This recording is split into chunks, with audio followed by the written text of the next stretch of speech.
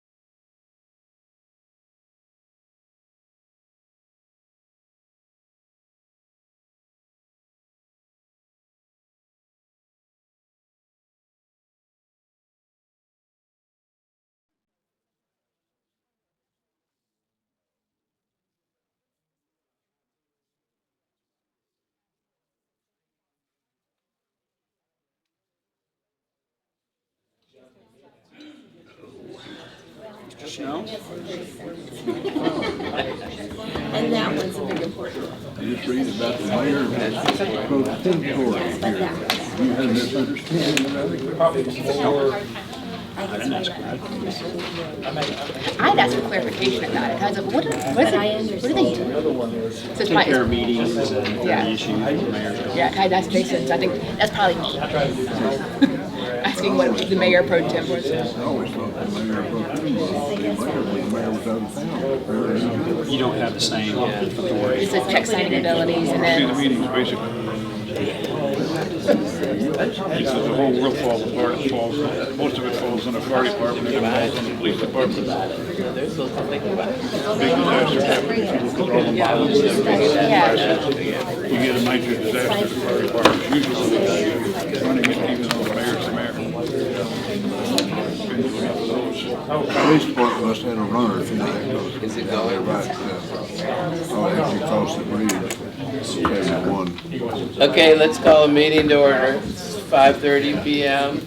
This meeting of Bella Vista work session, January 17, 2023. First thing on the agenda, of course, is a review of the minutes. You need to all look them over before next week's meeting. And it's not on our work session agenda, but I wanted to remind you, council will be naming a mayor pro tem next week. And Jason, I believe the rules are anybody in council can nominate anyone, including themselves. You don't need a second. That's correct. I emailed all of you this morning with that rule. And so there'll be a line on the agenda when we do that. And then there'll be nominations at that time. There's no second required for any of those nominations. If we have more than one nominee, then we'll vote by name. And then we've got to get to a majority, which is 4 votes. So we've done this, we do this every year, so that's the process. Okay, thank you.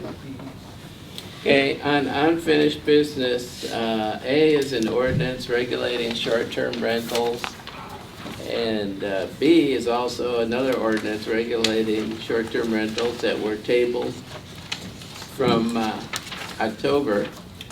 And in light of the fact we passed a new ordinance in December, I think the most rational thing to do would be to table these indefinitely. Yep.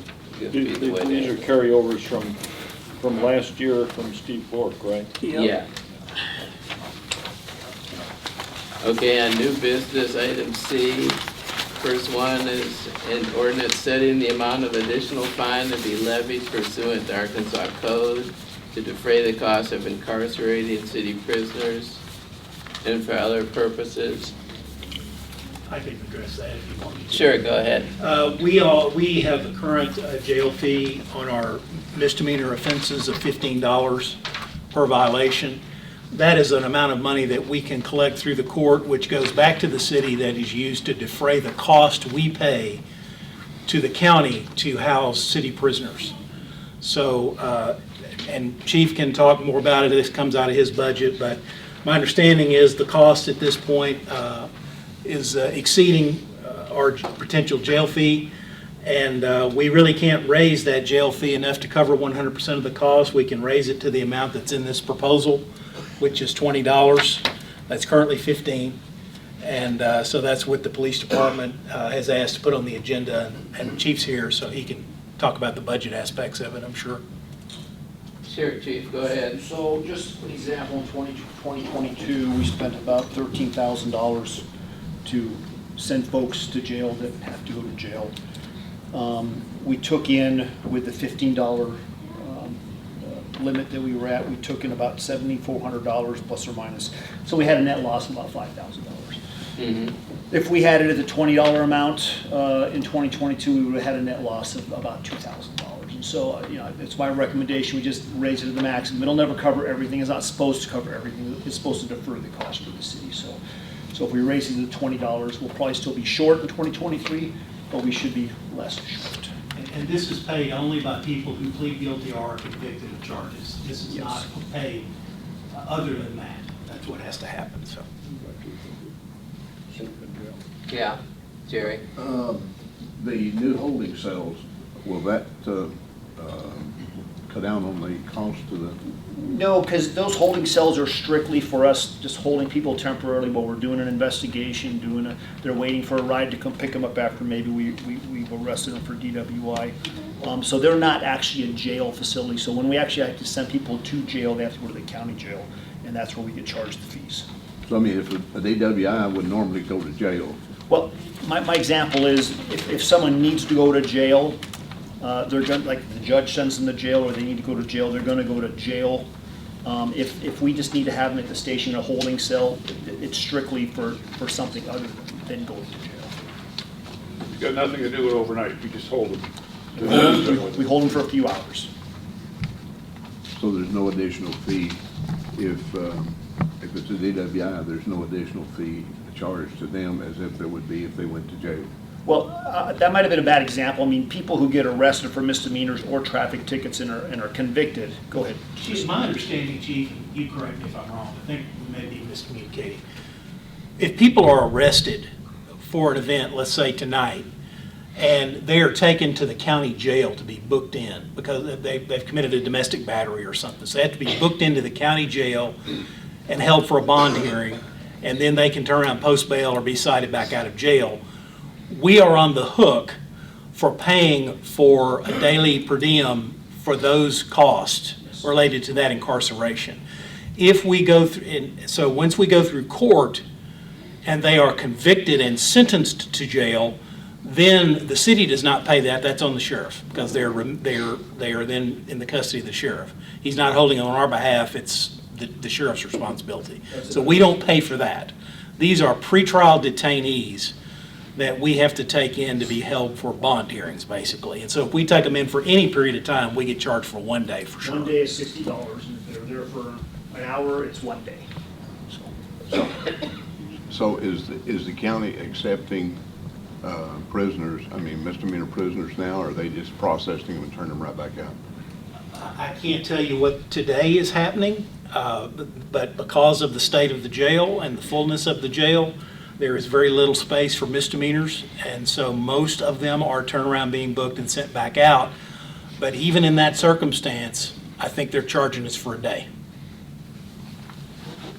So it's I can't verify that, but I think, Chief, I think that's what they're doing, so. Okay, let's move along. Item D is amending ordinance number 2022-18 regarding the regulation of short-term rentals to remove the requirement and address the property owner and local point of contact be posted inside the short-term rental, and this was proposed by Jim Wozniak. Jim, you want to explain? And what it was, I brought up 4 amendments last month, and one of them I had worded improperly. They wanted the name taken off, leave the phone number, and this is only for if you own the house and you are your own agent. If you have an agent, well, then all the information that was required stays there. If you are your own agent, they requested that keep the name of the person who owns the house off of the information that appears in the house. Phone number can be there. No, it's The just name the and address, phone. just the address, Jim, not the name. You're just taking the address. Just taking the address off. Taking it, okay, anyhow, so they can't find the people in case they want to retaliate, that's all this is. So that's a proposal. Yeah. That's a, So do I understand this, that if there's a property owner and a local manager, that both of the names and phone numbers will be on Yes, there? it's only if it's one and one. There's not going to be any address, physical No. address for anyone Just a name and a posted. phone number. They may provide it on an application, but it will not be required to be posted in the unit. You know, So in some cases you'd have one name, other cases you'd have two You names. may. yeah, and they were Not- just, that doesn't affect that. This just affects the listing of the address in the house. they were worried about retaliation and everything else. so I think Woz felt what he proposed last month was not consistent with what the committee, Yeah, the it was informal sorta- committee wanted. Sort of just the He's trying opposite to of what this rectify is. that. Name, address, we just flipped it. Okay. Next one is E, ordinance waiving the requirements of formal competitive bidding to get from Superior Automotive, a police vehicle, Chevrolet Tahoe for $47,267. Chief, you want to address this? Sure, so this is sort of how we had to do it last year. Because of the way the car industry is, supply chain issues, and just the way they are, we can't, the state isn't getting a bid for any police vehicles anymore. So there's no state bid for any police vehicles. Police vehicles aren't like your normal vehicles. They come with special wiring to help assist when you put lights on them and things like that, and the sirens and stuff. And so they have to be pre-ordered by the dealership. Superior Automotive is the only one that I know of in our area, Northwest Arkansas, that does that. Everybody uses them. They pre-ordered. They asked me early last year, not knowing, of course, it would be approved. But he said, you know what, you're not obligated, but what will you need next year? I gave him sort of what I thought we'd need next year. He pre-ordered everything for us, and so it's available and ready to go. If I was to go out to bid, they'd be the only ones in the area that could bid for it. There'd be nobody else who had them available. And so this is just a standard police Tahoe. It's one of the ones we were allotted in last year's budget, in this year's budget last year. Is this a replacement or a new? This one is a replacement. This one's a replacement. Will we be retaining the old vehicle? In this case, I believe we may retain it. It's one of my lieutenant's vehicles, so it's in pretty decent shape. We might retain it as one of the spares that the city uses for different things. We usually retain a few for city officials and stuff. Okay, any more questions? Is this the state contract price? So there is no state contract price, that's what I say, but it is, the mayor saw the paperwork, it is a substantial discount. I would venture it's pretty close to what a state bid price would be, but I can't guarantee that. But if you look at what you would pay as a, you can look at what you'd pay as a citizen for a Tahoe and what this is, it's probably at least 10 grand less than a regular citizen would pay. So in one respect, it's a good bid price for us. It is without being an actual bid. Yeah, it is. That's a fair statement. Okay, thank you. Next ordinance is providing for the election of city council members by ward pursuant to Arkansas Code. So-and-so amending section of the Code of Ordinances of the City of Bella Vista to facilitate the transition and for other purposes. This was proposed by me, and the way we've elected people, city council people in Bella Vista since we started in 2007 is that the whole city votes for every council person. And this proposal is that if you're in Ward 1, running in Ward 1, just the people in that ward would vote for you. If you're running in Ward 2, just the people in that ward would vote for you. And then the times I've been running, you know, I've been in city council 8 years, and then when I ran for mayor, a lot of people talked to me about it. And I noticed people have difficulty getting to know everybody in all the different wards. You know, this year we had 10 people running for council in one ward or another.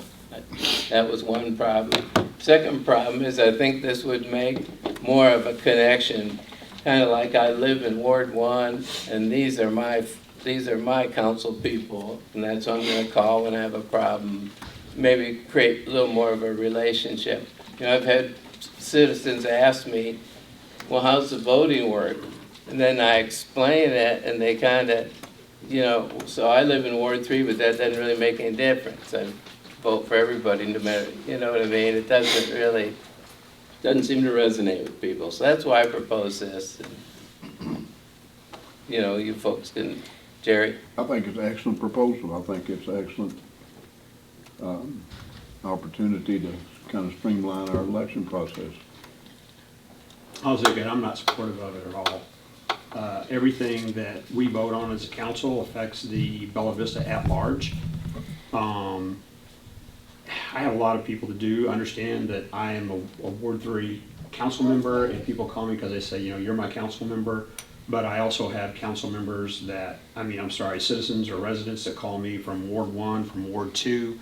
Whenever I research rezones or property incidents or whatever, I mean, I'm more than willing to go whatever. And I could, I guess, if you're just going to support your ward, then anyone calling me outside my ward, I could just say, you know, you're talking to the wrong person. You really need to speak to your council member in your ward. And we shouldn't be doing it that way. No, I know, that's what I'm... Somebody calls, you help them. Yeah, exactly. And, you know, we're having a rezone on our agenda. Of course, we have a few of them. But, you know, there's one in Ward 3. I mean, just Ward 3 members don't vote on that particular rezone. And, you know, maybe if you have a rezone you're voting on that's in your ward, and you have Ward 1, Ward 2 city council members, and they just kind of like, well, it doesn't really affect or impact me, you know, so maybe you don't put your full due diligence into it. So, and also, our next election cycle is 2 years away. So if we do want to consider something like this, we can do it next year or sometime before the next election cycle. But I don't think, number one, I don't support it. Number two, I don't think there's any particular rush, you know, to get something like this done right now. We can reconsider this as we get closer to the next election cycle. That's true. I purposely proposed it right away, so it'd be as far away as possible for the next election cycle, and people would know about it way ahead of time. I'm hesitant because, for a few reasons. One, when running the campaign, the average person didn't know what ward they belonged in. They had no clue. I go, well, it's kind of like a peace sign. If you're up here, you're Ward 1. If you're down here, you're Ward 2. If you're over here, Ward 3. I'm trying to explain it to people. I'm like, hey, I can help you look it up for you, but I don't know off the top of my head where you're at. Also, just given the size of our city, I don't know if we need to divide it up. Like, I came from Fayetteville, where there's 95,000 people, and it was ward specific, but each ward was about 25,000 people, opposed to Bella Vista, where you might get 10,000 people in your ward. How many of those are voters? I'm not a big fan, I don't think. It sure would make campaigning a lot simpler.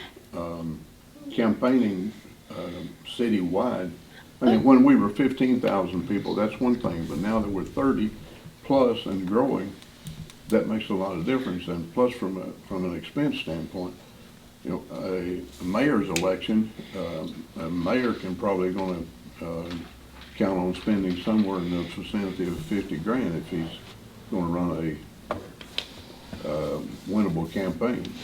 What about a council member? The council member is going to run a winnable campaign from a citywide standpoint. You're talking about could be a pretty expensive campaign.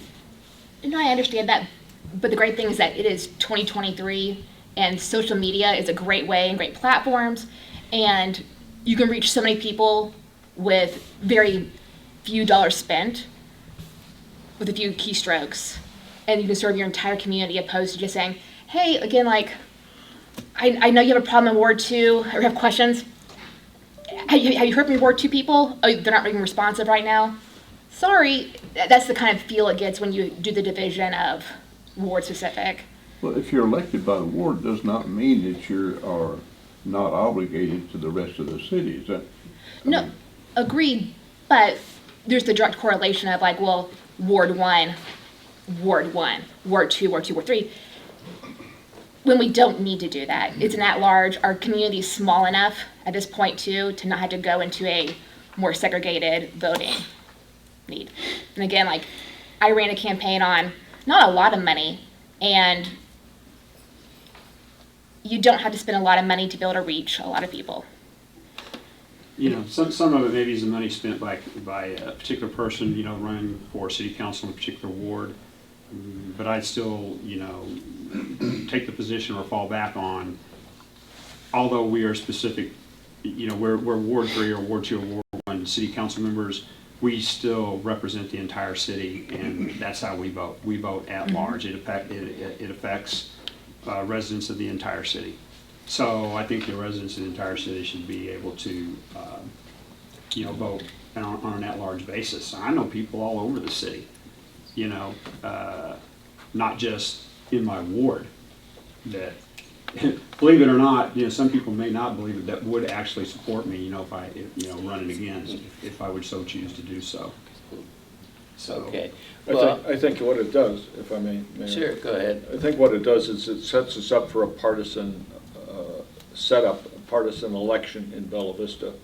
In past years, our illustrious representatives in Little Rock have proposed that cities of the first class and otherwise be partisan elections. And thus far, it's been voted down, or it hasn't gotten out of committee. But one of these days, it'll make it out of committee. And they're gonna tell us, like Big Brother in Washington tells the state and the cities, this is what you gotta do. And I think right now, if we chose in the city of Bella Vista to have partisan elections, we could go out and pass that ordinance and start it tomorrow. We don't need Little Rock to tell us that we should do that. And so I think that from the League of Cities meeting last week, that there's not a very strong consensus on the part of the city officials and town officials that we spoke with that had a big interest in making local elections partisan. And if you do it this way, I think it sets it up for the partisan approach. And I'm not supportive of that. Well, Mayor, looks like I'm the only supporter you got, so I guess it's a wash. I'm not sure this has anything to do with the partisan election issue, but it's. No, but it sets it up for Kind of a doing slippery that. slope. Yeah, We can debate it next week. Yeah. It'd be the first readings. Mayor, may I just give some information? Two things I want to say. I'm going to go ahead and give my semi-regular admonishment that the work session is not for debate. The work session is just to get information and that you may need in order for you to help make a decision as to what you want to do when you do have a debate. So there are no minutes to this meeting, and so I always encourage you, if you need information, you know, we can get that, answer a question from staff, all that. But, you know, I'm in favor of it because, and I'm against it because, that's debate. We need to do that during the regular meeting. So I would encourage everybody to do that. Number two, as it relates to this issue, I just want to make sure you understand what all the options are legally. We have basically the default position. That is, we run by ward but are elected citywide, okay? You can do it run by ward, elected by ward for all the positions, Or you can do both. You can have one position run by ward, elected by ward, and one position run by ward, elected citywide. So that Ward 1 would have a one member elected only in the ward and one member elected citywide. You have the option of doing that as well. So those are your options. Thank you. City of Little Rock has 3 members, I think, on their council that are elected at large. The rest are all by ward. Well, they have a different form of government, so it doesn't, that statute doesn't, I don't know what they can do down there, but it's not necessarily analogous to us, but.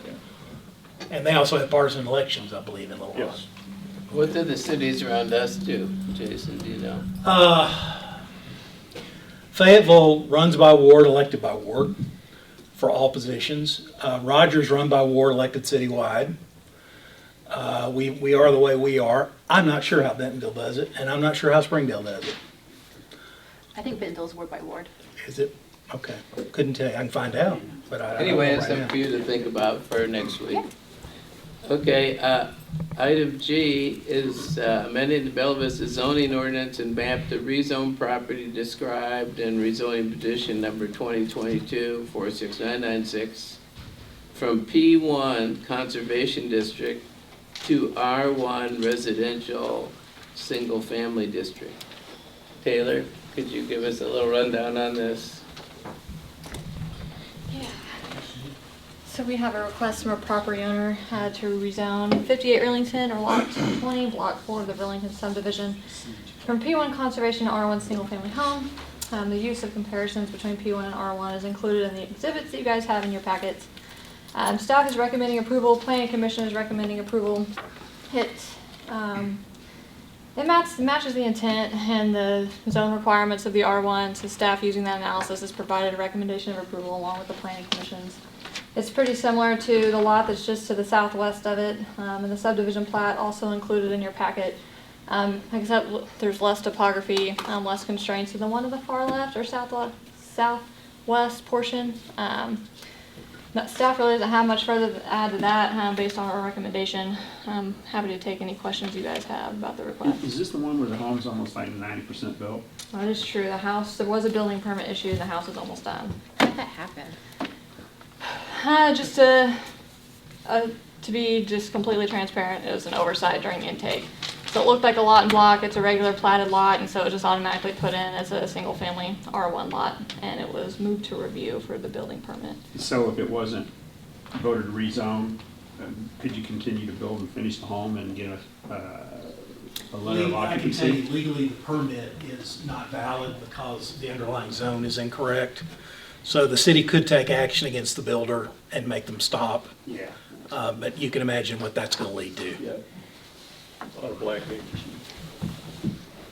Yeah, well, fortunately, all the lots around it are R1. It appears that it could have been R1 the whole time. Yeah. So it's not a disastrous situation to say it's okay. It was probably one of those situations when we did the zoning map originally, it was missed or overlooked, because there's another lot on this subdivision down a little ways that's identical. And it's R1. Yeah, and so it was missed, and we have probably numerous examples of that still in our system, probably.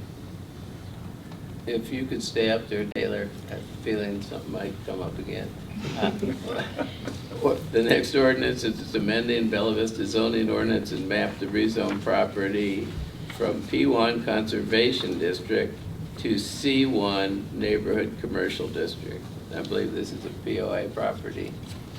This is a POA property, and I will note too, all the applicants of the rezone are here in the crowd. If you guys have any further questions other than staff. But this is known as the Scottsdale Clubhouse. It's just west of the Scottsdale Golf Course. The applicants provided that it's had a historical use of bar, restaurant, and retail services at this site. However, the 2018 zoning map that was adopted by City Council shows this as P1 conservation, which is for floodplain, wetlands, basically land that's not to be developed. However, it is a developed land that already has commercial use on it, so the applicant just came to us trying to get his zoning in line with the current historical land use of this parcel. Based off the existing land use and the historical land use, it's been like that, and the size meets the general depiction of the C1 zone. Staff is recommending approval. Planning Commission is also recommending approval on this one. Staff really doesn't have anything else other than that to add. I'm happy to take any questions. Can I ask something? If we have 4 of these, right, that are all basically the same thing. Yeah. Would it be appropriate if we could just ask Tom to speak to why they're requesting the zone on all 4, although I know we gotta go through the other 3 individually as well. But the rationale is the same behind all 4, and really, there are no changes to the properties. There's nothing in store that doesn't already exist. And am I correct in saying that, Tom? Yeah, so we did a thorough analysis of all the parcels that the POA owns, and we found that 20 parcels are zoned incorrectly based upon historical usage. And so Taylor's been awesome. I've been working with Taylor to slowly go through it. These are the first 4 of 20, so you're going to see me a lot over the next couple months. We're just trying to get it right. We're not trying to change anything. We just want to make sure that the historical usage matches the zoning. Of interest on this one is the parking lot. The other half of the parking lot at Scottsdale is zoned properly, but this part with the clubhouse is not. There's, unfortunately, we got a lot of that, and we're just trying to get it right. That's all we're trying to do. We're not, there's been a couple comments on social media about that we're gonna open up a hotel or something. We're just trying to get it right. We've had a clubhouse, in this one, we've had a clubhouse at Scottsdale, we've had food service, we sell merchandise. We've done that for decades. It's been zoned incorrectly. We're just trying to get the zoning correct. One thing I would like to make sure you all know is since these are basically been operating as pre-existing non-conforming uses since the zoning code went into effect. So that has a practical effect, and that is if they want to expand one of their structures, I should say remodel to expand the floor plan, or do anything of that nature, they can't because it's not zoned correctly. And so it's in the eye of the beholder whether this is getting the zoning correct or whether the city zoned it the way it intended and doesn't want to see those uses expanded and wants to see it go in a different direction. So obviously rezoning it to what they have requested will allow them to do things like remodel and add on and is consistent with the current usage. But that's not always a reason to rezone because you can't have pre-existing non-conforming uses. And signs. And signs. Those are a big one. Another one would be if there was severe storm damage, the replacement. There is a provision in our legal non-conforming section for weather-related. Basically, they can build it back to exactly how it was if it's within a year of the natural disaster. But expanding, kind of depends on how much they're expanding. But to build it back exactly how it was in the same footprint, there is a disaster section. Correct me if I'm wrong. And another thing I want to make sure, I'll go ahead and say this because I say this every once in a while. It's been a while since I've said it. Nothing that we're doing here as a city changes the private declaration and covenants and restrictions that are on these properties as a result of the private relationships between the private developer and the private POA and the private property owners. There are limits on that use, private, which we have nothing to do with and which we cannot change. So those remain in effect. So I want to make sure people understand that. So is there conflict between this rezoning and any of the covenants or is there any other? No, not at all. I'm just, if people are concerned that we're going to zone it to something that would allow a skyscraper, I don't know that the Declaration and Covenants of Bella Vista POA are going to allow that. In fact, I know they're not going to allow that. And so there are certain things that people may be afraid of that can't happen, no matter what we may do. That's a good point. It begs the question, since it was an oversight, and maybe it was the city, maybe it wasn't the city, should we be charging them the normal fees for? Well, the ordinance and the code talk about what the fees are for an application. One thing that Taylor and I and the chair of the Planning Commission had a brief discussion about after the meeting last week was perhaps this could be a city-initiated rezoning and bundled together The only part about that is then the city incurs the expense of the certified letters that have to go out. And my suggestion at that time was I bet if they don't have to pay the filing fee and you could combine all these, you may have a willing party that would pay for that for us. I don't know. But it would save some money and time. But that's not before you tonight. That could deal with the properties in the future. Just a note too, the city would only have to pay for the legal ad for a city enacted. Yeah, city's not required to do certified mail, only the legal ad. Oh, okay. Well, then there's that. Does that mean that the city could have to pay for the certified mail to every? No, I misspoke. Okay. It's only the, when the city does it citywide, we don't have to do the certified letters. There is the publication in the paper. Sorry. Okay, next one, ordinance I is amending Bella Vista zoning code to rezone property from P1 Conservation District to C1 Neighborhood Commercial District. Similar to the last one, same applicant, same existing zoning, it's P1 Conservation. It has a historical use other than conservation, which would be floodplains and items like that, that predate the city zoning code and the 2018 zoning map. There is food sales, and then there's commercial recreation, and it is a private beach. It is not a public park. It is not open to the public. It is a private piece of property, thus commercial recreation, which is allowed within the C1 zone. So based off of that, staff is recommending approval. Planning Commission is also recommending approval of this one as well. Any questions on that? Go ahead, Larry. I guess on this one here, I would object to rezoning the lands that are across the street from Lancaster on the north side and on the west side. Those are lands that, by not rezoning them, they remain P1 and would remain a buffer, literally, for the existing subdivision that's next door, or subdivisions. And there's no reason that those areas should be rezoned. It creates potential development strips that could be brought back with an application to put something on there if we do rezone them. And there's nothing inappropriate and unusual about writing a legal description rezoning less than the parcel boundary. And my recommendation is that we ask that the legal description along the south side of Lancaster and the west side of Lancaster down to the property line on the west, running along the south property line, up on the east property line, back to Lancaster be rezoned, and leaving the buffer strips adjacent to the existing subdivisions as P1. And it doesn't affect what they want to do. It provides I guess, a bit of peace and comfort to the adjacent residents. So that would be my thought. How would we do that? Would we have to have a survey and a legal description? You can write the legal description generically. There'd have to be an amendment to this proposal. We would need to have a legal description for both the areas that divides it, however whatever's being described here. And we would definitely have to have that, yes. You do have the authority of this as the city to zone it as you see fit. You do have the authority to do that.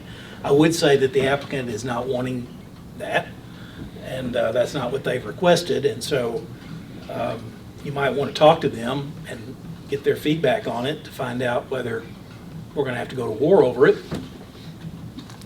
In the past, also, the applicant surveyors who provided the amended legal description based off the city council's recommendation as well. So we would acquire that legal description of meets and bounds from the applicant and their surveyor. This is a good one, right? No, this is the lake. Avalon, Lake Avalon. Avalon. I'm sorry. Yeah. I believe Councilman Williams is wanting the north and west section of the roads to be excluded. Correct. Yeah. The land area is across the street. That just leaves them as a buffer strip of P1 next to the adjacent subdivision. There are things that can be built in P1. It's not just Well, I understand. conservation. I understand that. Okay. But it's a whole lot less. It's very limited. Okay. Well, let's move along to J, amending the Bella Vista zoning ordinance and map to rezone property described in 2022 46586 from R1 residential to C2 light commercial district. I believe this is the Cooper property, right? That's Yeah, this request is from CCI, Cooper Communities Incorporated. They are requesting to rezone 2.001 acres of that parent tract. This is a meets and bounds. A legal description was provided of that 2-acre tract that they're requesting. Unlike the others, they are requesting a C2, which is light commercial, one step above C1. Staff recommends approval of this based off of the adopted comp plan. It shows this area as a medium or mid-scale intensity of commercial and various uses. And so since this parcel fell within that, and the district purpose of the C2 request is to provide small and medium scale commercial and other developments, staff recommended approval. However, the Planning Commission's motion to approve failed 4-3.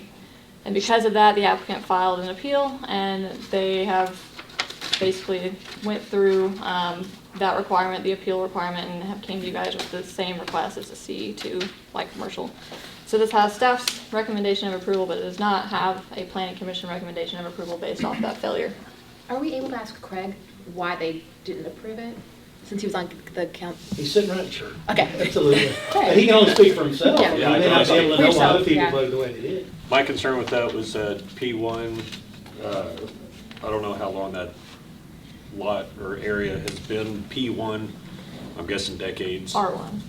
It's R1. Or R1, I'm sorry. Since the city zoning code was adopted. Sorry. 2008. I don't have it right in front of me, okay. But the concern that I had was that it was just a very abrupt transition. And kind of my whole thing with that, and I know we can't regulate what type of zoning somebody's gonna ask for, but it was just kind of one of those things where it's like the heaviest commercial that you could ask for right up next to existing residential. And I'm sure a lot of people by those, live in that neighborhood were confident that one day it would turn into a neighborhood, and then for it to just jump to C2 just out of nowhere. And then there was a lot of neighborhood input and concern. So if it had jumped to a C1, would you have been okay with it? Yeah. Okay. Any kind of mixed use, I mean, some kind of transitional zoning rather than to the, I know there's other, what do we have, Taylor, C2, 3, what is our range of? It's C1, C2, C3, C4, and then we have I1 and I2, I2, which we don't have any I2 Yeah, we here. don't have Our C4 is the most heavy commercial. Yes. Right. C1 is the easiest, lightest color. C1 is intended to be next to residential areas. It's intended to serve the neighborhoods, existing neighborhoods around it. And that's what my concern was, that C2 is just kind of is it just a heavy Dean step? Roseclose, representing Cooper, is here. I just want to make you all aware of that in case you've got questions. He may be able to answer some questions. I don't know. He may want to say something. I can support C1, I can't support C2. C2 allows too wide of a range of permitted uses. So. Yeah, that's, today, I went out and walked the property just to get a really good feel for it, what the buffer was, in between that and the residential behind it. Of course, there's a church, and then there's another residence behind the church. And I was thinking, well, I could see this being a few, I think it's appropriate for maybe a few potential commercial uses. And it's like, okay, I'm kind of kicking it around, and I know that there was, certainly some feedback from that neighborhood, a lot of feedback. And then I went back kind of to Larry's point, and I looked all the way, looked through the C2 zoning, and it's really kind of almost like a catch-all. There's so much in there, and there are definitely a few uses that I do not think would be appropriate for that corner. Again, some I think would be appropriate. So, just having said that, it made me think twice, right, about kind of what my original position was, so I went back and reviewed that. Secondarily, In the letter that I wrote, that I read from CCI, and Jason, you'd have to give feedback on this. It says alternatively, CCI respectively, if we didn't make a decision as a council, respectfully requests the council refer applicant back to the commission for further review with instruction to the commission to determine how the application may be approved. Can we move it back to the planning commission? You can do that. You can always and then refer let it. them look at it again? Law allows you to take action to send it back to the planning commission for further study.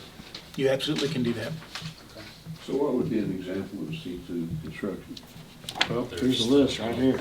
The list is in our, It's extensive. I'm not gonna read off all of them right here. It's an example, I mean, you know, not all of them. Well, they're like medical practice, you know, dental, something like that. But then it could also be convenience store, equipment rental sales, construction sales, business and trade school. There was one, where's the one that a couple that I saw here that parking of some type, I think auto sales, you know, different things like that are all included in that. And I don't think you could see like a used car lot on that corner, but it's a permitted use. So those are just kind of a few. But it wouldn't want a medical facility though. Well, exactly, that's what I'm saying, right? I could see something being there like a medical, a dental. I don't know that you get a whole lot of pushback on that, but some of these other things, So maybe not use car lot. yeah, Oh, right, but- but not a used car lot. I don't think that would be rather expensive property for a used car lot, well, maybe not, but, I'm just saying, there's permitted uses, and it's in a permitted use thing. And one of the things about a rezone like this is, it doesn't matter what it is, as long, you know, or what it looks like, or any of those considerations, it's just a permitted uses, you have to look at those, so. And you can't say what it will be or what it will not be in the future. but in any rezoning to a commercial property that's any place close to a neighborhood is going to be objected to. Not if it's a permitted use. I mean, it could be objected to, but it's permitted, and as long as you meet all the requirements of, you know, anything that goes to planning. Well, once it's zoned, I mean, they may object to a use, but if it's zoned, there's nothing that anybody can do about it. Right. It would still go through large scale and all that. What- But if you're asking, is somebody going to object to any sort of commercial rezoning? Yes. Yes, We have objection to everything. every commercial rezoning, or everything We rezoning. may be one, but there'll be objection. Yes. look at how much fun you had with the body shop, and now everybody loves it. Oh, yeah, there was all kinds of Yeah. objection to that, I mean. I think it's important to, I sent you, it was in that packet of material that I gave the new members. There's a zoning reconsideration memo, and I know I've sent it to others of you before, but it's the type of stuff you can look at in making a decision about whether to zone a property a certain way. One of those things is conformity with the master plan, and that's my question. And again, we're not taking minutes, we'll need to talk about this again when we're taking minutes, but would C1 also conform to the master plan, or is it just C2? Because we've already said that's what we want to see in the master plan. C1 would meet too, it's small to mid-scale. C1 and C2 both meet that. All right. C1 meets it better in the sense of being a better transitional district with fewer permitted uses. It allows, under conditional use permit, the same things basically as does C2. But you have more rules and a bigger yardstick when you're dealing with a conditional use permit. And you know, I don't know, Gene's here, he can speak to it, but maybe that's why they wrote one of the alternatives is can we send it back to planning commission, and maybe he's saying maybe they consider it for C1. I don't know, I'm not trying to put words in his mouth. You know, something too, as far as like the C2 is concerned, you could still build a single family residence, and it also could include a townhouse or duplex. So a lot of people would probably think that commercial wouldn't include those uses, but it still does. Mr. Grosclose, is there a sense of urgency on this for you? In other words, is it something that another month or two is going to make a big difference for you? Well, we would prefer a decision before 2 months, that's for sure, but we don't have a contract. Okay. We don't have a buyer identified for this particular parcel. So as far as a specific deadline, we have none. But it does slow your opportunity to put it out on the market. Yes. And if I may add, the C2 was an option because, again, it's a potential buyer that we're looking for. And we wanted to offer a large enough range to offer services to the surrounding community as we possibly could. And C2 was actually why we made that decision. And on the other side of the coin, for us, the C1 allows you the same opportunities, but with a few more rules attached to it. That's all. Staff has a clarification question, just since we're talking about possibly sending it back to Planning Commission.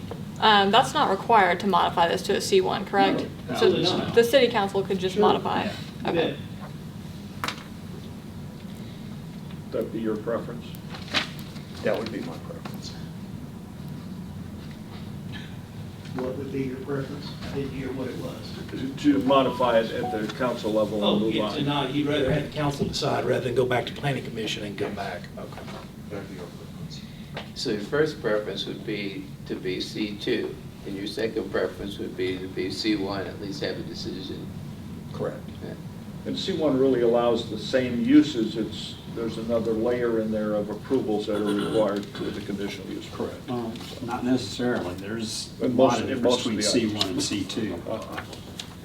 In most of the items, the only difference is a C or a P. Well, that might be something for later discussion. I know this is totally an aside. Well, Just try to refine those designations, because it's a drastic drop off between C1 and 2. I mean, as far as. It is. Yeah. Well, say for instance, And like. that's what I struggle with. So permitted uses, but would not be permitted in C1, would be ag sales and service, auctioneering lots, auto rental and sales, auto services, body repair.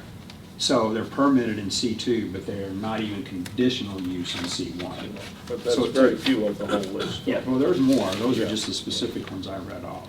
Which I have a document that compares C1 to C2 that I can also provide. I have one sheet with me here. Is it the But- same as this one? No, thought it's I a lot had easier to one read than too. that one. Okay. But I could prepare that for the regular meeting. I mean, I have it with me. I think the mayor's got a copy too, but. Yeah, is this the one you sent me? Yeah, that's C1 versus C2, so you can see there is a difference. Where's the C1, C2? But anyway, I think we got some And direction. it's R1 and C2. I made one. Oh, okay. I'm just gonna grab it. I think the other thing too is that they're asking for a rezoning of a portion of a larger lot. I think the reality is that whatever this gets, the anticipation would be they would come back and ask for continuation of that to move forward. So, not being critical, it's just life in the cities is how it usually happens, I don't at think least we what can I've make seen. predictions about what they may do in the future. We need to take the application we have No, and get I judge know. it on its merits. I agree, but We wouldn't expect, you can't be expected. Larry, would you have any numbers for the lotto? And making I predictions? don't. I missed $1 billion. Okay. Well, I think we're set. Thanks, Gene, I appreciate it. My pleasure. Thank you. Thank you. Okay, so item K is an ordinance amending Bella Vista zoning to rezone property described in 2022-46916 from R1 to C1 neighborhoods. Okay, this parcel is south, or just kidding, northeast to the rezone. You guys, it may look a little familiar, the returning members, that pink area, if you're looking at the zoning map with the nurse staff report, that recently came through within 2022 to rezone a C1 neighborhood commercial. And this is where Papa Mike's is to the northeast. That's the subject requested tonight.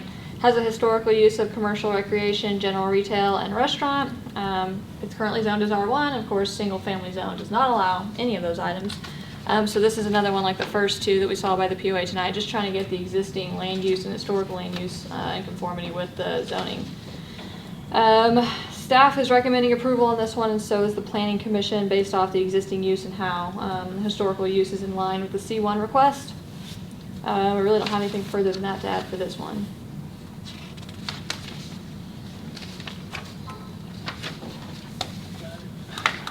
And that lot includes the clubhouse or the golf cart facility as well? Is that in this lot?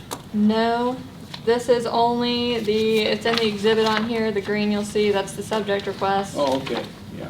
Yeah.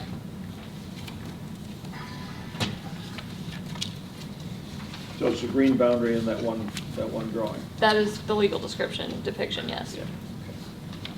But the parent tract is much larger.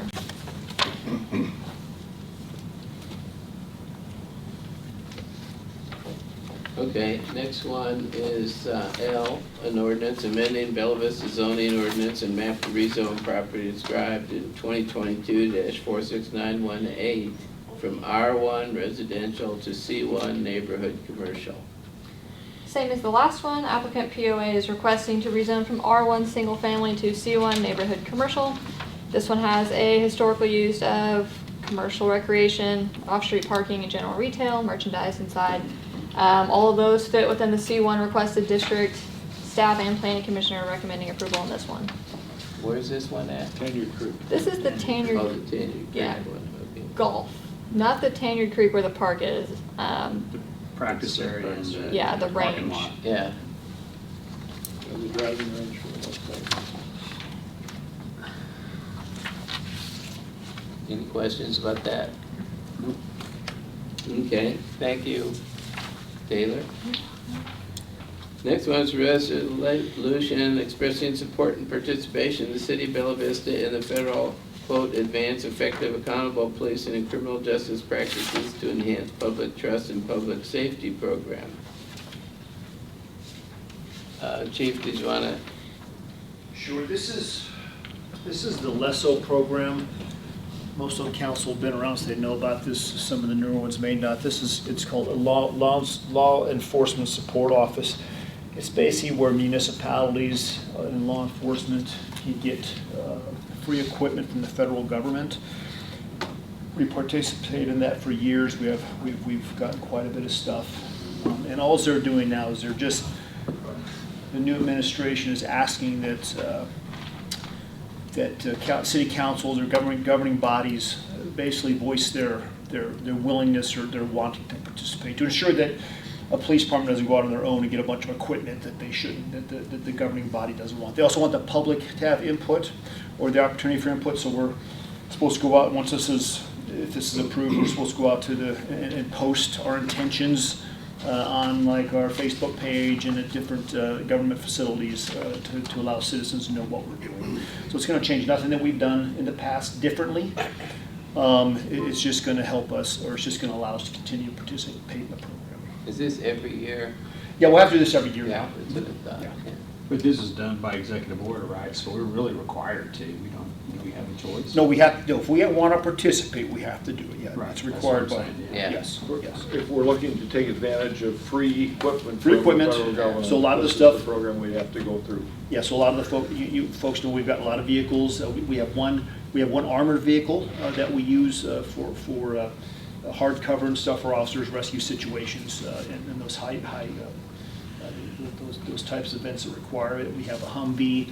We've got numerous other just regular vehicles, Air Force vans, just different trucks, trailers. I mean, if I had to add it, we've got a boat before. If I had to add it all up, we've got well over $100,000 worth of free equipment.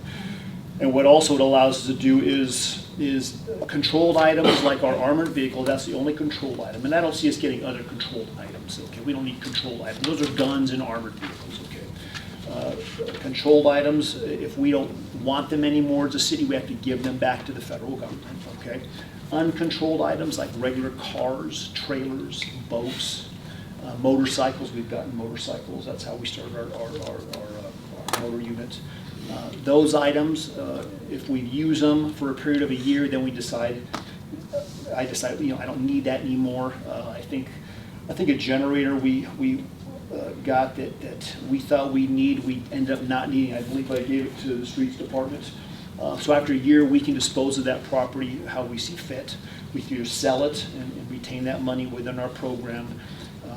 We retain that money in our drug fund program that we could then use to fund other department items that we need, or we can sell the property. So that's how we do it. Is there anything available that you want now?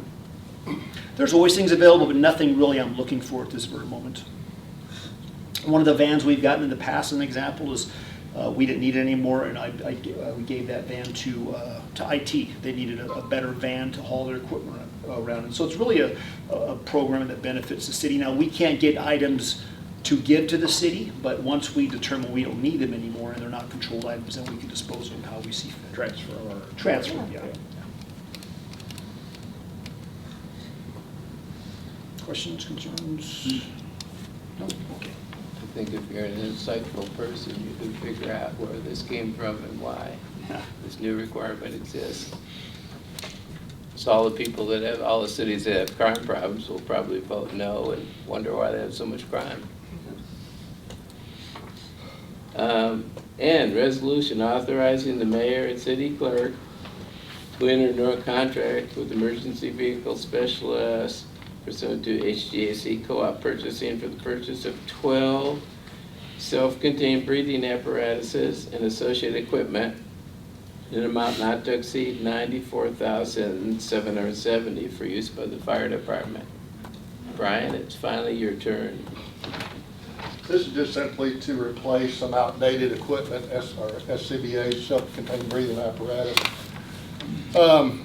We've kind of taken some old ones and used those parts and made the other ones work, which is really not going to happen much anymore because the parts are hard to get and are not available for these older units. So, and the frequency of the problem with these are becoming more frequent. So that's to replace them. I have a question for you. The helmets are separate from the SCBA? The masks? Yeah. They come together as a unit. Should we be buying spares of those? We do that throughout the year.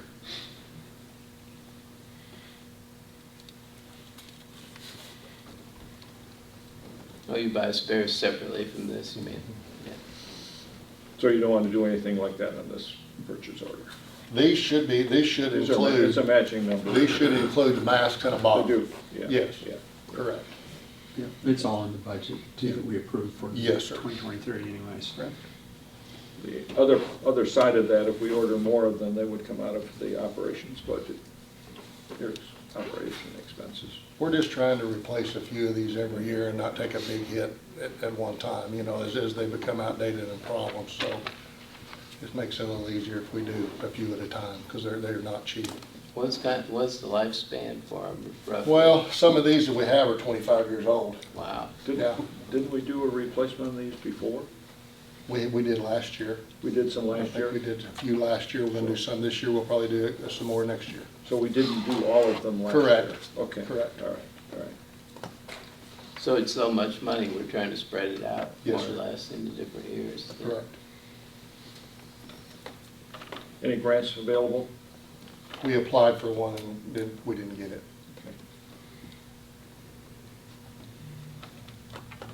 Okay, O is, thank you, Brian, a resolution approving the mayor's reappointment of Wade Hagan for a 3-year term in position 1 of the Bella Vista Board of Construction Appeals.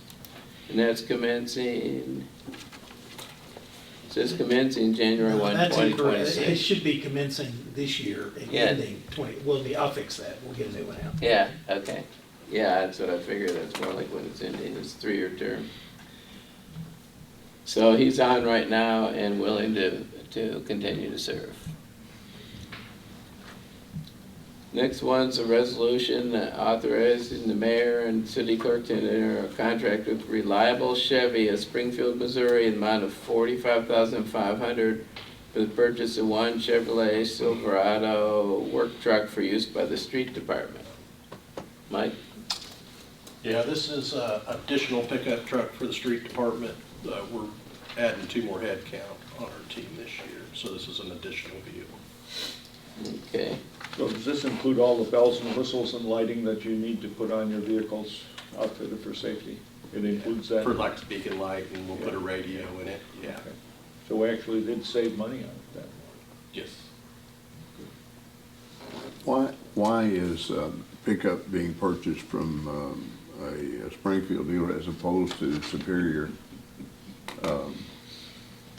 We put it out, this was put out for competitive bidding. Because it wasn't on a state contract? It was not on the state contract. How many bids did you get? One. Just one. As the chief said, with the other vehicles, there's a shortage of these vehicles. They're very hard to get. Yeah, yeah, that's been happening a lot lately. Okay, Q is a resolution appointing Wendy Hughes to the Bella Vista Advertising and Promotion Commission as a council member commissioner in place of John Flynn. I've resigned effective January 22. And Well, you're required to have either mayor, city council member, or 2 city council members Yeah. on the A&P commission. So this is one that we can't appoint from the commission and recommend to the city council. This is one that is by resolution of the city council. yes, and so, yeah, it's gotta be a city council member, Yeah. yeah. So is she experienced in advertising and promotion? Well, I am married to an advertising guy. But no, I just have a vested interest in doing our best to get the advertising and promotion out there for the city. So it could be the mayor and a councilman, or it Could could be be. 2 councilmen? Yeah, it was 2 councilmen, and that's normally the case. And I just thought I'd be busy enough as mayor, and maybe it'd be good to get some new blood in there. So we've actually had a few changes to that commission recently. It's got 7 people, 1 at large, and 4 that are from industry, so to speak, usually the hotel or restaurant industry. We've had 1 or 2 changes in that side Yep. recently. We're in good shape now, though. We're fully loaded. Yeah. Okay. Oh, by the way, John, I think I texted you, mentioned you. I did not find the resolution in the packet other than in the agenda, and I looked and looked and looked for it, so it's not there. Did you find it? For In the actual packet? That wasn't in the packet. The resolution's in the packet. I did Sure, not see the packet. yeah. it's an updated one. Right, it's in the updated one. We discovered that this morning and I updated it. So if Okay. you go into the packet, Oh, I got you. I'll On the find it. website, you'll But I find know, it. yeah. It's- I didn't know there was an updated one out there. it's page 179 in the packet. Okay. 243 pages in the packet, so. The citizens hear that, we read 243 pages before this meeting. Okay, we speed read through a couple of them, admittedly. All right. Next one, resolution R, approving the mayor's appointment of Linda Lloyd to the Bella Vista Planning Commission to complete the unexpired term of Craig Honchel due to his election to the city council. I've known Miss Lloyd for a long time, but I've got to object to this appointment. Doesn't the Wozniak decision apply to this position also? What is the Wozniak decision? He couldn't serve on the quorum court and the city council. Well, that's a different, That's a state law. I looked into this, and so you're talking about Ms. Lloyd's service on the county planning board as well as the city planning commission. That's allowed, both by the state law that governs county planning boards, which allows limited exception to serving on other commissions and boards, and one of those is to serve on the municipal planning commission. So that clears the county planning board. And then state law says when it talks about municipal planning commissions, that at least 2/3 of the members of the municipal planning commission cannot have another appointment to another board or commission. So she would still fall in within that requirement as being okay. So it is perfectly acceptable if you all want to appoint her to serve. And that would have been 20 years ago when I was on quorum court. So Now, there's a whole difference between being on the Been quorum off court that and being long. on the city council at the same time. Those are 2 elected positions, and the law could very much be different on that. That was still a Wozniak decision. no, it wasn't. I had no control. It was state law. But Get it right. You couldn't serve. didn't necessarily It's want to. unrelated to this issue. It's Pretty a whole much, different yeah. consideration. Okay, next one is ask resolution designating and authorized dispersing officers and municipal depository board for the city of Bella Vista for calendar year 2023. And I don't actually have in front of me who we designate. Well, you designate 2 signatures for checks, that being the mayor, which has an error in it. It says Mayor Peter John D. Flynn. That's not Yeah, I correct. noticed that. Okay, so we'll fix that. And Kim Hall, the finance director. And then there are alternates which are listed. One would be the mayor pro tem, whomever that ends up being, the city clerk, then Chief Graves, and then Councilmember Wozniak. And those would be alternate signers for checks. And then the depository board would now be Mayor Flynn, Kim Hall, finance director, and Councilmember Doug Fowler. You all do this every single year, and you don't have to do it every single year, but we've always done it every single year. And that, I don't know why, other than that's just what the city did, and maybe there was some choice to do this, but the resolution you have would only be for 2023. If you think at some point, we can even do it in the future, we don't have to do it next week, but you'd like to not do this every single year, we could probably fix that. What are other options? Well, you could just set it until you decide to change it. It could be 2 years from now, it could be 3 years from now, or it could be in 6 months. Of course, you can do that anyway. So is the timeframe prescribed in our council bylaws or something, or is it just in this resolution? Just in this resolution, there's no legal requirement and nothing in your rules.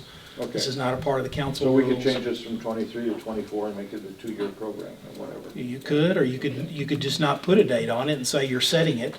And then when the change come back comes to in a visit? position or Yeah. whatever, you need to alter that.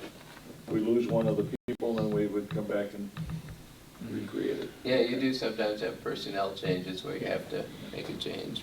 And we did that when Kerry left and when Kim came aboard, if you recall. We did Yeah. have to do that. Okay. Okay. T, resolution authorizing the mayor and city clerk to enter into contract with Wichita Kenworth pursuant to a Sourcewell Co-op purchase agreement for one new production model dump truck with a salt spreader and snow plow in the amount of $254,452. Mike, is this yours also? Yeah. I mean, I can take questions, I provided a memo there, but basically this is a replacement truck for for a truck that we had bought used several years ago, that we replaced one of our trucks that got totaled out. It was in an accident, so we're replacing that vehicle. And we're actually keeping the chassis, and we turned it into like a asphalt hot box truck. So we're not going to sell it, we're gonna keep the old chassis. Is this the one that was a really long wait? Yeah, all this type of equipment's a long way. Yeah. Long or longer are the two choices, right? Any questions? I'm surprised that it's only 6 feet. 6 feet. That's what it says. Unless I misread it. Only 6 forward gears.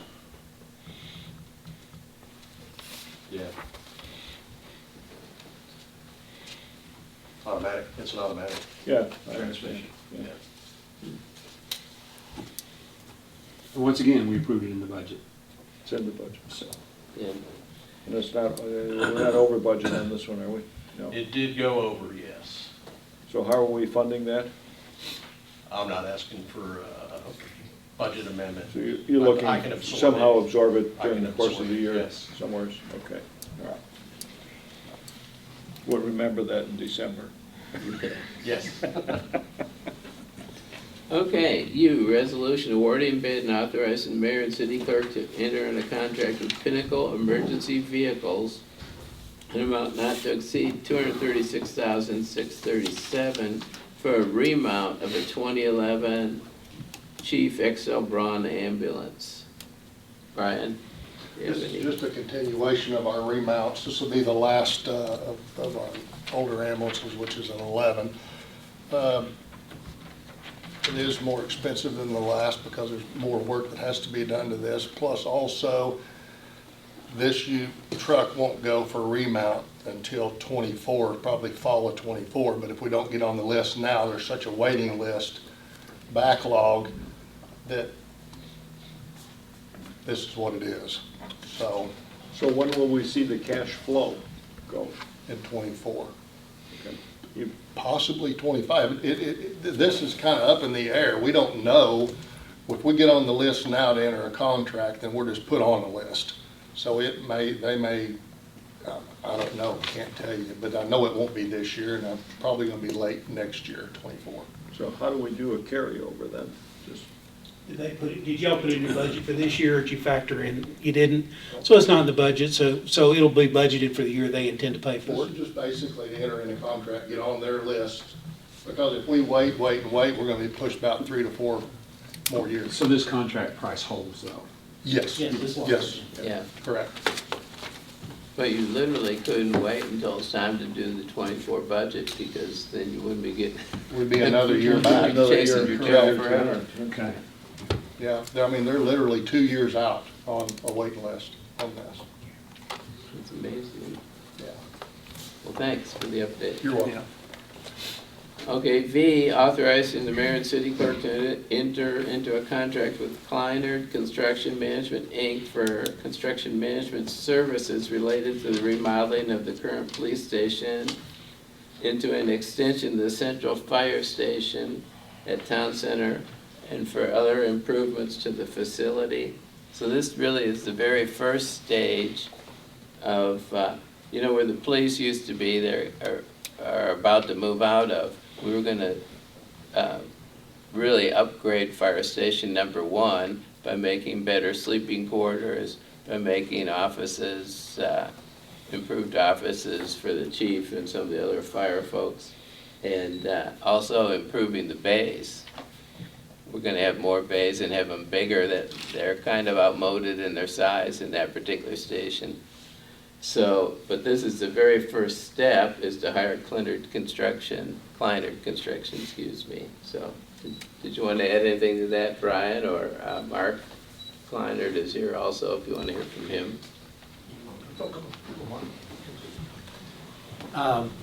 For those of you that don't know, my name's Mark Kleiner. I've got Kleiner Construction Management in Bentonville, and just to give you just a little bit of background, we were hired to do the construction management on fire station number 4 out in the Highlands, or excuse me, Highlands. And then we just recently completed fire station number 3. It's further out west, closer to the interstate on Glasgow. We looked at this 7 years ago, actually. I was a little surprised that it was that long ago, to see if it would be feasible. This was kind of when all of the public service facilities were being discussed and budgeted and designed, and ultimately that resulted in a public safety complex that's going in. This is kind of the next step in that process, is to take those existing buildings and create a central fire station that's up to the standards that, as the mayor said, that meets equipment needs, personnel needs, kind of modern facility for the sleeping quarters and privacy and cleanliness and that sort of thing. So probably way past due. I think the original fire station was built, what year? We're at 69? 69. Wow. So I think you've gotten your money's worth out of that. But the process that we always encourage is to get us on board so that we can help advertise and bring in consultants for architecture and engineering. And from the get-go, we kind of corral those people to stick to a budget, stick to a design that's, that's fitting for the city, for us, and the budget for the city of this size. That's what we do. That's what we've done on the other projects that we've worked on. Both of those came in under budget and on time. And so I appreciate the opportunity to get to do this. It'll be a multi-phase project. We can't simply go in and just boot them out, because they're operating every day out of that station. So The idea would be to start on the two-story structure that the police are occupying right now, convert that into living quarters for the firefighters, perhaps with some office space. And this will come together better when the architects and engineers are brought on board. Second phase would probably be to build 2 or 3 apparatus bays that have size and scope and scale to accommodate the new fire equipment that's out there. The old fire station, the apparatus bays, for example, have 12 by 12 doors. There's equipment that barely fits through those doors. And if somebody forgets and leaves something up on top of one, then you take out a door. But these will have 14 by 14 doors like the newer facilities, higher ceilings. And then we would ultimately, on phase 3, take the old fire station building. And right now, it's not sure whether that would be modified, enlarged, but somehow it'll get incorporated, we think, into the phase 3. It may become part offices, part support services, and these phases have to be done end to end to end, because we'll be building and finishing out and then moving personnel or moving equipment into each phase as it finishes, and the last phase will be where the old original apparatus bays are right now. So anyway, yes, sir. Oh, I'm sorry, go ahead. Go ahead and ask it. No, mine's kind of, Okay. For the benefit of new council members and for the re-education of those who have been here for a while, why do we need to hire a construction manager? Well, is your budget limited or unlimited? Because when you hire architects and engineers and let them run on their own, they will design the Ferrari style facility. Springdale's a perfect example of that. We actually had those 3 fire stations down there, and I promised the mayor they had $8 million for 3 fire stations, or excuse me, $9 million for 3 fire stations. And I told the mayor at the time, I said, we'll build all 3 of them for $8 million and give you $1 million back to buy equipment or what have you. They ended up spending $12 million for 2 fire stations. All in, I think. Nobody really wants to say what those numbers are, but they designed an architect out of California to work in conjunction with a local architect, and it was ridiculous the amount of money they spent. So my job, and I don't get percentages of what we do. In this case, I will, because it's a multi-phase, but I cap that. Architects and engineers charge a commission, and generally speaking, they get paid a percentage of the cost of the project. So they're not inclined to try to keep the cost down. They're inclined to push the price up. We try not to get in the way of the design. We want the facilities that they design to look good, but more importantly, function well. But we don't feel like, not that firefighters or policemen or any first responders need to be denied what they need, but I'm kind of like, I like what Sam Walt said about it one time. He said, we don't need fancy offices to make money. We need to work hard to make money and do it and have facilities that serve our needs. And it's kind of gotten away from that a little bit, but you still see that. And my first project in Arkansas was working for Bud Walton on a project called Rain Tree down in Bentonville. So I've kind of taken to heart a lot of what they say, but our job is to control how much money you spend. So if you tell us this is the amount of money we spend, I might tell you that's not realistic in this day and time, but I will tell you what is a reasonable budget, and we'll stick to it, and we'll make sure the architects and engineers design to the budget instead of you all having to raise the extra money to pay for what the architects and engineers come up with. That's why we like to go first. Plus, there are architects that will tell you they know how to build fire stations or first responders facilities. They may have done 1 or 2. There are not that many architectural firms that know how to build fire stations or know how to design fire stations that function. So we would try to limit the choices that you interview. I mean, you can invite as many as you want, but you usually narrow that down to 3 firms, and we try to make sure that those 3 firms all have a history in first responders facilities, especially in this case, fire facilities. And because that's really the first and most important effort, is to determine what you want to spend, determine who's going to do it, and then we make sure that they do their job and get it done, get the plans done correctly in such a way. I mean, just bad plans that are not done well can cost you money, because that causes change orders, and I hate change orders. It's just, and it's unnecessary. If the work's done properly up front, you don't have to worry about that. So I hope that answers your question. We've been doing construction management from literally when the state recognized it as a professional service. That's been probably 20 years or more. So it's pretty much the only way we do projects. We have bid projects, and we do well when we bid projects, but they end up asking us to, what do we need to do to lower the cost of this project? So we end up being the construction manager anyway, where we go in and help them get the cost down to where it needs to be. So I can charge less money. I'll charge more money on a bid job than I do on a construction management job, because I know that when it's a done deal and the plans are ready to go out, that we should be on budget with a facility that the fire department can really use. And that's an important location.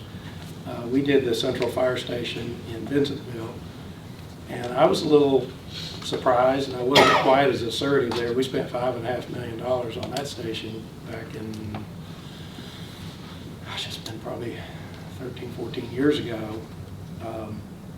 But once I got involved in that station, I realized how important it is for your central fire station to have a bit more of a presence.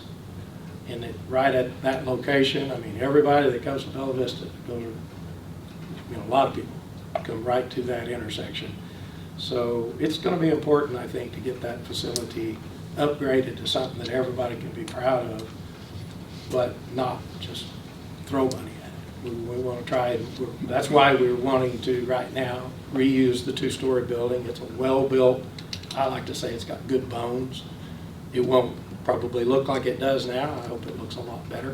Of course, the new section for that phase will be designed, and again, they're going to, it's like Frank Lloyd Wright said, form follows function. So we really look at the functional aspects of it and let the architects play around with the design of it. But if it functions, it's going to look good. The mayor actually informed us that his interest is to try to keep the existing city hall mayor's office. So he's already saved us some money right there by doing that. So I think we're off to a good start in that regard. But so if I sound like I've been doing this construction management on this project, I have. I started 7 years ago, so we're just making it official now. But we're ready to get on board and get on with the process, because as you well know, prices are going up, and it's getting harder and harder to stretch the monies that cities have to cover the cost of these capital improvements. It's just amazing. Your fees for this service, can you recap that for us? Yes, sir. I believe I marked it here, but let me just refresh my memory, because we did change that. There is a pre-construction fee that we set as just a set fee, and my controller tells me I always work too cheap on that. It's $30,000. It's $6,000 a month for 5 months. We have not charged anything yet, and we won't charge anything, of course, until we get hired, even though we have done some preliminary studies and met with some people about this project.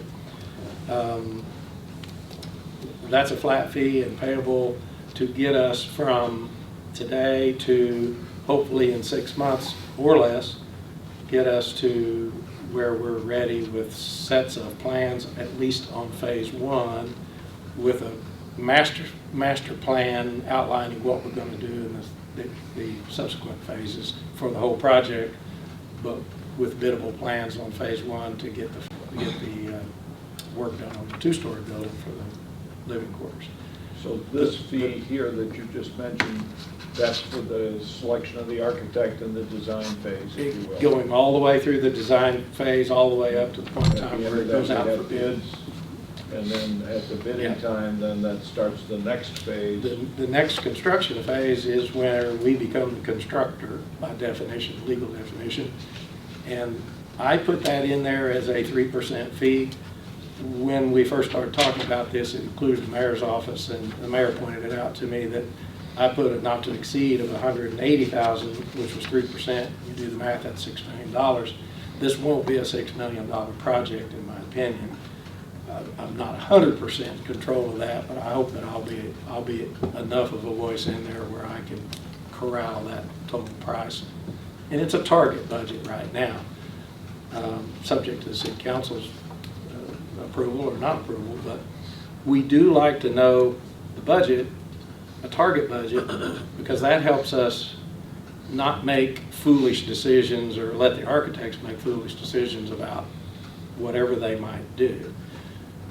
And as I said, I try not to get in front of the design process. I like them to have their design come out because I'm not the creative one in this process. I'm the bean counter, if you will, on your behalf. And I like to refer to myself as an advocate for the city. We do what you all just don't have time to do, and that's get down in the nuts and bolts. And I went out to California for 15 years, and a lot of what I did was rehabbing existing old buildings in downtown districts. So I enjoy working on projects that involve existing structures. They all tell a story. They all have either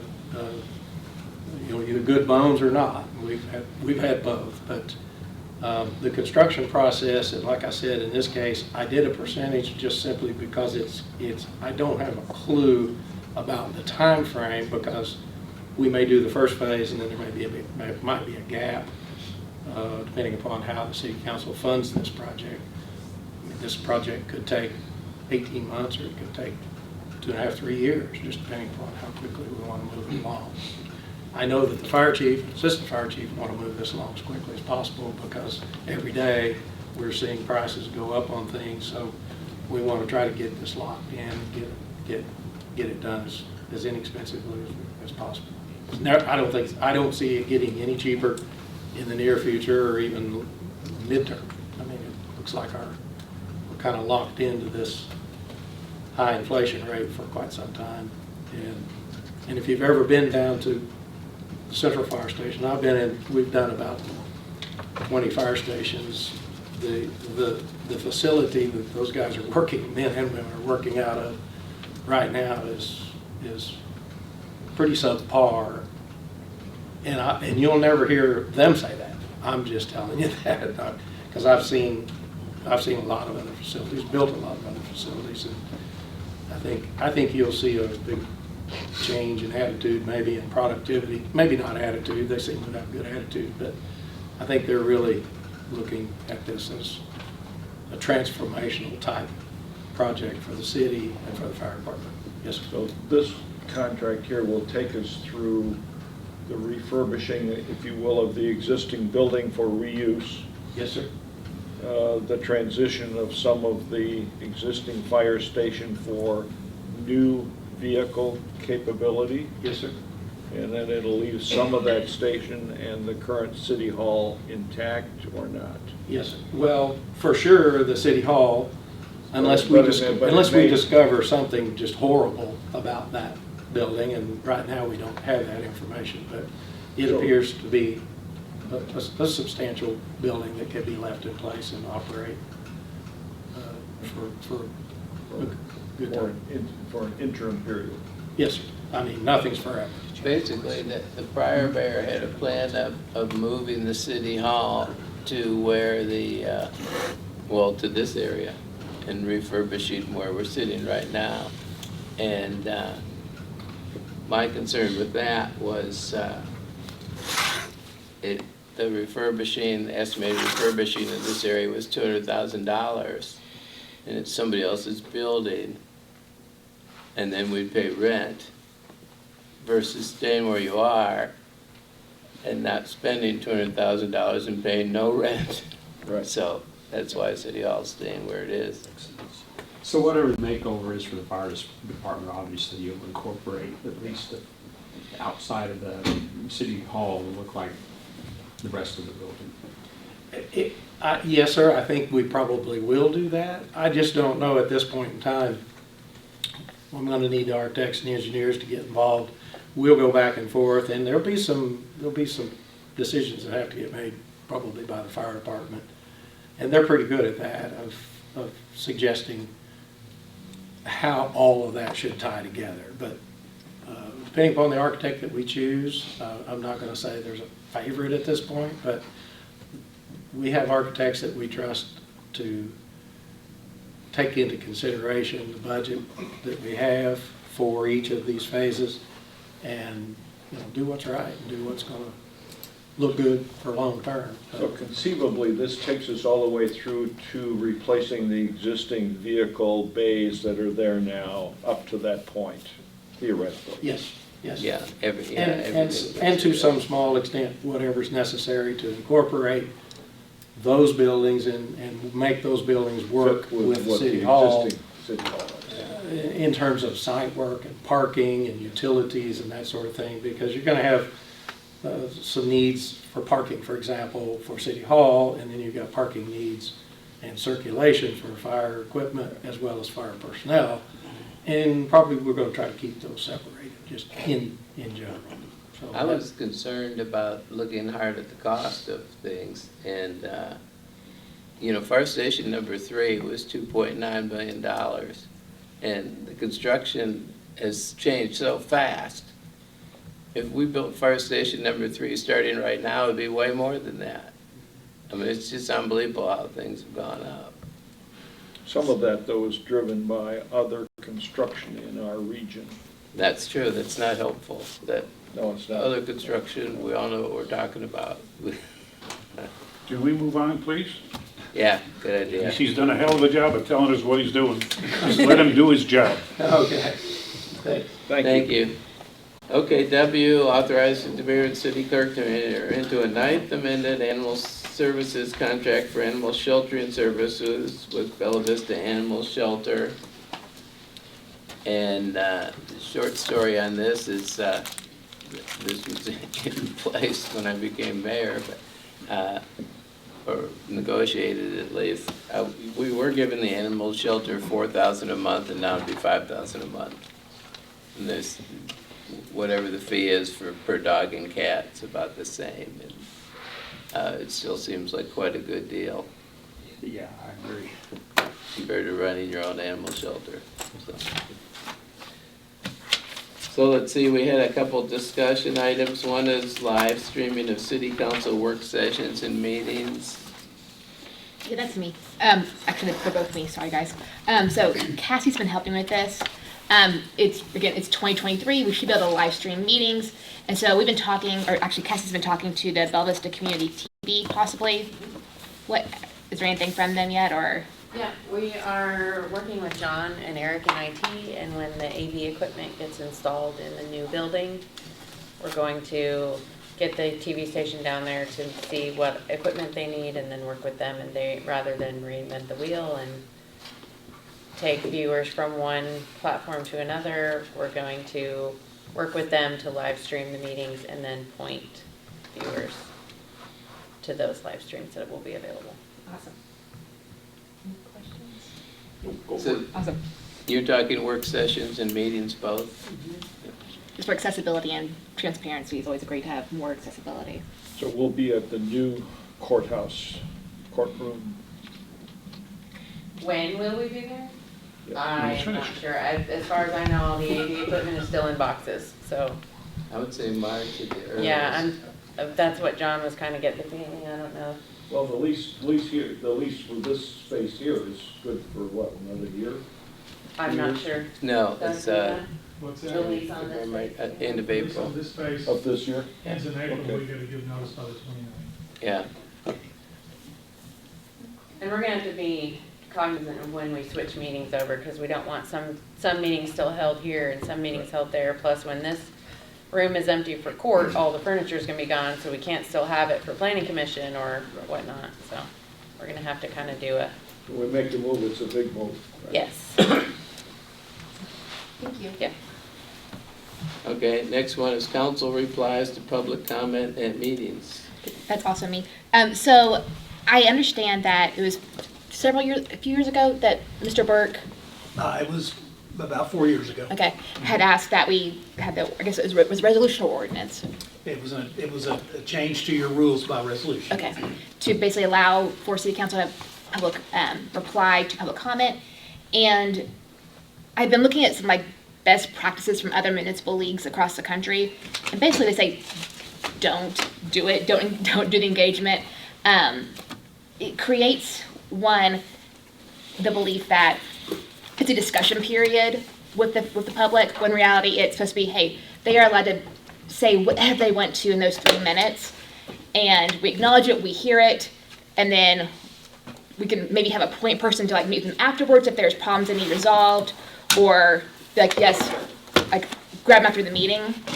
But when it can be a one-sided then like argument or a fight or a discourse that maybe isn't conductive or productive to what our intent is as a city council.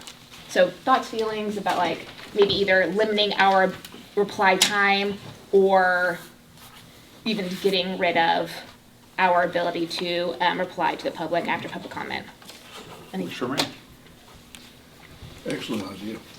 I will just say, if I'm gonna have something to say, I'm gonna say it. I'm just saying, you know. Heard? I mean, I'm kind of in the same camp as Doug. I mean, Yeah. I don't think we need to carry on. But I mean, if things are said or implied, I think that anybody deserves an opportunity to respond. And I'm not saying go on a diatribe, I'm just saying, just in general. do you think, is it just in there where you have the same rules where council members are given like a so many I don't- minute, a finite amount of time, or? I understand the intent of what Yeah. you're getting at. We don't need to do some big back and forth Yeah. arguing cross or anything like that. But I think if something is said directly, Wendy, I think this of you, Yeah. then you don't need to sit there sheepishly and go, well, I just have to take it. You know, I mean, I think everybody should have an opportunity to give their 2 cents or to at least reply or respond, put it that way. I hear what you're saying. And I think after that, it is shut down. I'm not saying that the council needs to have the last word in it, but if something is said, I think that everybody in this room deserves an opportunity to respond. Can I, I don't want Oh, to, go ahead. can I offer something? We've had public comment period, I think, as long as we've had a city council. And that's a 3-minute period for people to come up and tell you whatever they want to tell you. They might talk about something on the agenda, they might talk about how the sky's blue, they may, who knows, it could be anything. And so when we started this reply business, I can just tell you, and you all have said here as well, I could see just, and maybe it's related to circumstances, unrelated, I don't know. But our council meetings just took a tone of antagonism in the last few years that I think I did not have before. And so, you all are up here, or you'll be at the new place. You've got the microphones, you all do the legislating, you can talk. You've got plenty of opportunity to say and do what you need to do as members of the council. I just think it runs the risk of bringing you down into a little tiny mudslinging fight over something in a neighborhood, and you're going to bog down the whole city council proceedings in order to do that. And where this came up, and it's a good, you'll have someone that'll say something very meaningful, and maybe it's not even on the agenda. Or they come up and they want to ask you questions. People think it's a time that I'm going to come and ask questions of the council. And it's not that. And so, these people would do that, and I think whomever's in charge of the meeting, be it the mayor or the former mayor or whatever, could guide that a little bit and help people understand, look, this isn't a back and forth. We're not going to have if you have questions, come call us. We're here 8 hours a day, 5 days a week, and we have email addresses and talk to us, but you have to understand this is our meeting, it's not Q&A time. So we really don't have the opportunity to come back and forth with you. Secondly, if you're going to respond, it's going to be extemporaneous, unprepared, and you're not going to have the facts, and it's going to create a mess. Frankly, I think it runs the risk of doing that. Now, if you have somebody who comes up, and we've had this unfortunately, just issue a personal attack. Yeah. You are a piece of you-know-what, and I don't know why you exist. Well, I would tell you this. First Amendment makes you take some of that. Okay? If that's what they want to say. They can't be threatening. They can't issue profanities here in the meeting. They can't be disorderly in the meeting. If they're going to act that way and yell and scream, then they can be escorted out of the room. I would caution you that if they, first of all, it's an exceedingly rare circumstance, but I just think that any of you can seek the floor to say something, and I don't know, maybe the mayor just let you say something. I don't know that you need to reflect all these potential things in the rules. I think one of you, if it went too far, could raise a point of order and say, aren't we supposed to move on to the next item? Of course, and it just got handled, But I know when I met with our new council members, I asked you to consider reevaluating that response. I just don't, it's not typical, I'll say that. You all can do what you want, but it's not typical. For years, Bentonville didn't even have a public comment. You just sat there and watched. You didn't get to say anything. Other cities like Fayetteville has public comment on every item constantly until you meet till 4 o'clock in the morning. And that's the other extreme, which I don't think is good, but that's up to them. So it's up to you. That's something to consider and kind of think about, and how we want to move forward as a council. As an elected official, you kind of do get that feedback, negative, positive, and people are kind of allowed to say what they want to say about you. It's kind of part of the, in my opinion, part of the responsibility and job is like, okay, like, I hear you, and maybe reflect like, well, is that true? If it's not, then feel good about it and sleep well at night. I don't know. That's all I had. Okay, this is my perspective on this, and it is up to council. When Steve Burke proposed this, what used to happen is people would get up and give a comment, and a few people got up and told straight up heart-rending things. And the mayor would go, okay, thank you very much. And nobody would say a word. And Steve watched that and thought, some of this happened during the stump dump fire, and thought that's not good. So I saw his point. But I always thought it could be handled just by the mayor saying, you know what, we're going to look into that. We're going to talk about it, and we'll get back to you in a couple days. He could. I thought if the mayor just said a little more, you didn't have to have the triple council replies. There's 6 people on council, and now one person's replying. Well, he doesn't speak for the group. That's just one council, you know what I mean? So we're spending all this time with people giving one council person's viewpoint, which really isn't anything. What makes a difference is what 4 of you think, not one of you. So I think it's better, personally, I think it's better not to have council reply, but maybe have the mayor do a little more, hey, we're really going to look into this. And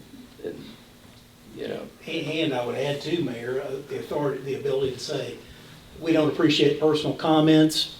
It's not appropriate to do that. You've had your 3 minutes, go sit down. That sometimes that response is appropriate. Do what? Or not your 3 minutes. So here I'm going to say, I had a conversation with the mayor in another city. And in their city, public comments only made concerning agenda items, and that's it. You can do that? There's no just bring up something out of like a left field, right? And he will tell me, when it gets personal, he shuts it down. That's it. But to sit there and have to take some of those comments, I'm sorry, it's hard to do, right? I can imagine. And it's uncalled for. When it gets personal, I think the mayor should shut it down. period. There- That's there- it. There are constitutional limitations to that, okay? I think you all understand I'm that. just saying, so it gets personal. But if it gets into threats, that's not permitted. If there's profanity, that's not permitted. If there's incitement, that's not permitted. But you have to understand that as the government, people are going to say things that we don't like, and it's America. It is. It's First Amendment issue. Yep. But we've come really close, and in fact, probably have crossed the line on some things that absolutely do. We had somebody escorted out, if you recall. It wasn't during public comment, but it was, someone directed some comments from out there and gone. We can do that. We could have more clarity. We really can't tell the public what they can say, but rules of decorum, we can remind them of that. There are things we can do, but you're occasionally going to hear things you don't want to hear. That's just going to be the fact, and we can't regulate that away. People have the right to disagree with your opinion. Especially the governments. So anyway. Okay, you can disagree with opinion, that's one thing, but that's not what we're talking about. Understand? Yeah. I think the other side of it is that the expectation is instantaneous satisfaction. And so they come to a meeting and make a complaint, and they expect to have their complaint addressed right there. Fix it for me today, this minute. And it doesn't hurt that we've got a camera and everybody watching, it's on television, and It's just a That's part of it. societal So expectation, removing that expectation of instant reply and be like, solution. so if you, we don't, doesn't have to be anything done this month, but if, this would take a resolution to amend your rules to change it back. And if one of you wants to do that, Wendy or any of you, just get with me and I can draft it and we'll have it on next month's. sounds great, thank you. Okay. So that's the end of our agenda. The meeting, as you know, is next Monday at 6:30 p.m. For all of City you. council meeting. For all of you, a short-term rental guidance is out. It's in City Hall. Thank you, Doug and staff. Good job. Makes it clear, tells you what you gotta do, when you have to have it done by. It's time for your proposal, What? it's time for your. We just did it. Where were you? We was the fourth thing on the agenda. Where were you? I say it was time for your adjournment. No, we're not doing that. Oh, we're not adjourning? No. Okay. Are you happy now? Can we adjourn now, sir? Yeah. Thank you. Okay. You happy now? Damn. Life is